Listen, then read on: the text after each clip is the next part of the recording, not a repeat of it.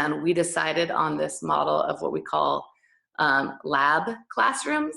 So lab classrooms would be where teachers agree or volunteer to try out certain strategies on behalf of their peers. And it's not a model classroom because it's not teachers who are experts in these things and their peers observe them and then try to mimic what they do, but it's more like experimental classrooms. So, hey, let's see how this works with students, and we're going to come watch you try it on our behalf, and then we're going to all together debrief and say, did that work? Didn't that work? What can we do differently? So we kind of had these lab class teachers volunteer to be either the technology lab class or the college readiness or the career readiness or the acceleration lab class, and had teachers go in and watch those teachers every week and then debrief with them and with us as facilitators about what's working and what's not for students.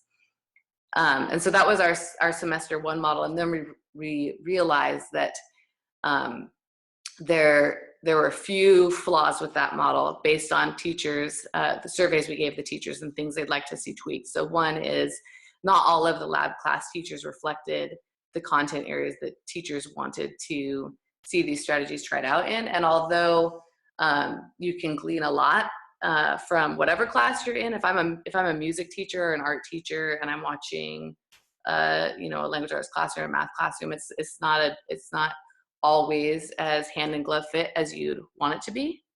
So that was one piece of feedback we got that we wanted to use to tweak our model. And then another piece was, we get these ideas and then we don't have a lot of time or to collaborate around implementing them in our own classroom. So we changed the model to this cycle of 3 sessions. So the first session would be a teacher leader delivering instruction about a strategy. So let's say it's close reading or something like that. And then so they come to embedded staff development, a teacher leader who has been trained in or who has researched close reading will present on it.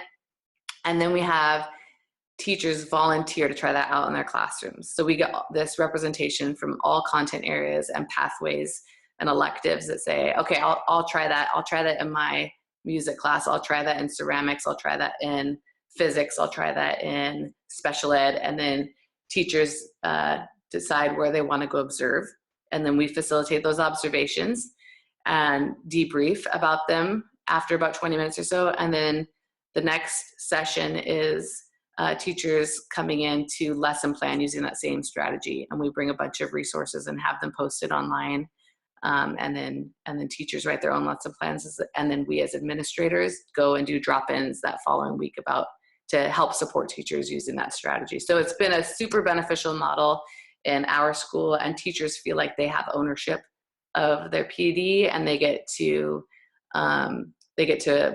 take risks and fail forward, and that's something that's encouraged and praised, and that they get to collaborate with each other and just be in each other's classrooms on a weekly basis, which I think is unusual. Even though in our districts it's kind of become the norm, I don't know that that's the norm in all schools. So